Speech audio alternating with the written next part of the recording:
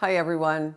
Welcome to another segment of Journey for You. My name is Aggie Christopher, and I'd like to talk to you today about your role and responsibility in how people treat you or how you perceive that people are treating you.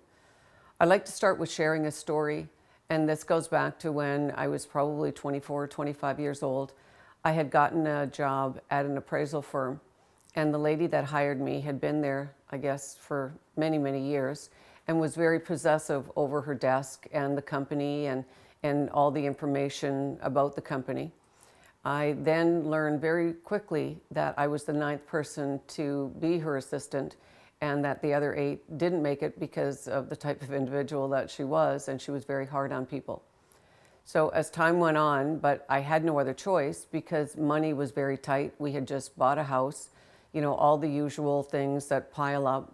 I had a Volkswagen that I drove that had no floor in it.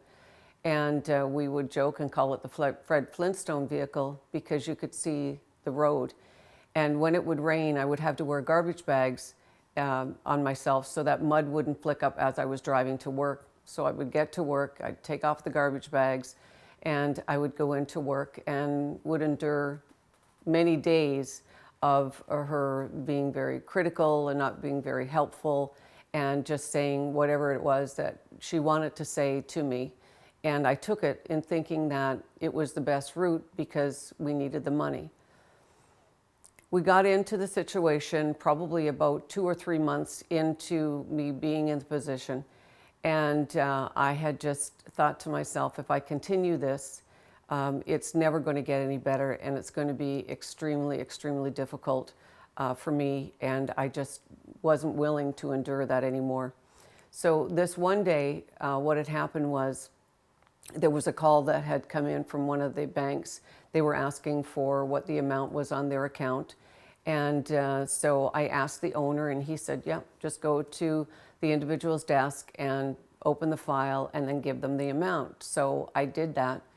And as it turned out, when this individual came back from lunch, she'd asked me, is there anything that happened? And I said yes, that one of the banks had called and had asked for the amount that was left on their account. They were going to issue a check.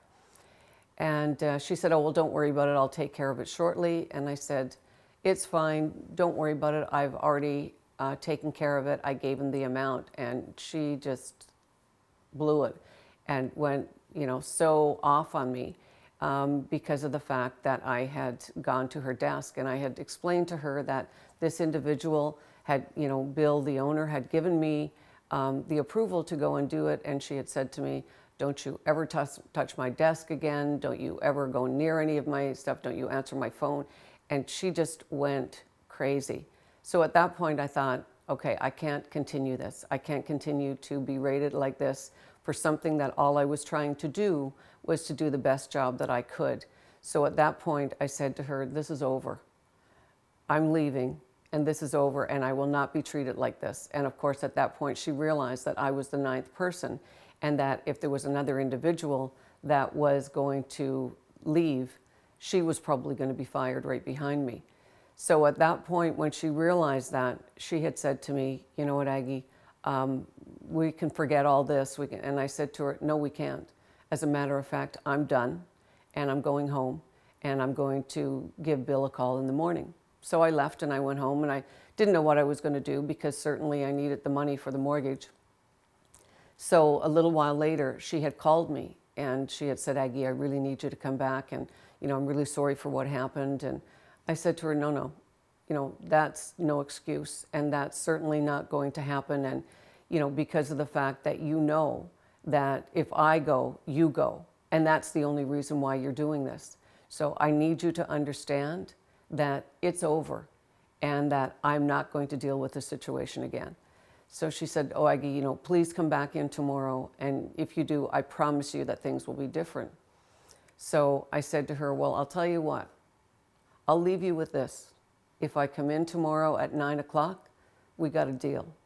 If I don't, then we don't. And you'll be looking for a job just as well as I will. So I hung up the phone, and I thought, oh my gosh, I can't believe that I had the guts to do that, but I did. So the next day I purposely didn't go into work until 9:30 because I wanted her to sweat and her to think that I was going to be calling Bill. When I came in at 9:30, the look on her face was that it was like she had just won the lottery. She was so thrilled. And so she said, okay, this is great. Everything is going to be wonderful. And I said, no, it's not, because now you're not in the driver's seat anymore. I am. And I said, the situation is going to be this. I will touch anything on your desk that I want. I will call the shots. I will ask you about whatever part of my job. You will not put me off. You will answer my questions when I need them answered. And from there, we will see how long this lasts. But just know that if for one reason you think that you're going to have the upper hand or you're going to treat me the way you've treated me, it's not going to happen, because that's the day that I will leave. And as it turned out, I ended up staying there for probably 2 more years, and we became very good friends. But, my voice in this, and what I need people to understand, is that if I had considered and not done anything about it and just continued on allowing this person to berate me daily because she was just a very angry person, then that's my fault. That's on me. That's not on them. So if you allow people to speak derogatorily to you, people to say foul language in your presence, people to, treat you with disrespect, that's on you. That's not on them. The first time that somebody does that to you, you need to stand up and you need to, have your voice. You need to let them know that this is not right and this is not acceptable and this is not something that you're willing to accept. The more you accept it, the worse it gets. And that's with anything, whether it's with a coworker, whether it's with your children, whether it's with your parents, friends, or your partner. If your partner is doing this, and if you're engaging in having this situation whereby you're swearing at each other or you're being, not respectful to each other, then you've set the tone, and that's on you. You have every right and you have the ability to set whatever tone you wish in your life. That's up to you. So, you can't turn and you can't make excuses. And once you start making excuses for an individual that's in your life, that's treating you a certain way, you need to take a step back and you need to reevaluate. You need to look at that relationship and you need to see that there are some very big issues in that relationship. And the longer it goes on, the harder it will be. And you just don't know what's going to come at you when you have a situation like that. Every one of us deserves respect. Every one of us deserves to be treated with the utmost respect. And I mean our children. Our children are not possessions. Our children are people. They're people that we have signed on to mold their life, to make sure that they are the best individuals that they can be. And that's what we need to do. We need to make sure that we are aware and we are cognizant of what we're doing and how we are making the situation, whether it's worse or whether it's better. When there's an argument that happens, you have the ability to shut it down. You have the ability to walk away. You have the ability to not have people take your control. And when you engage in these types of instances, when you engage in situations like this with people, you give up your control. You give them your control, and you don't have any control left. And so at that point, you are disregarded.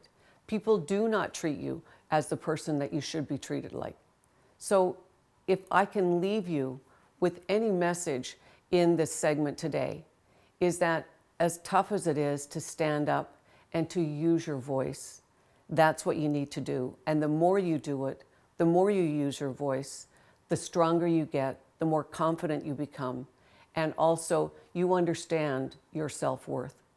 And that's what's important, is understanding who you are and what you're capable of and how you can make your life better, not worse. So please, if you are in a situation, and any situation where you feel like you're not being treated or you're being disrespected, please take a step back and please reevaluate, because it is time. Thank you for your time. Until next time.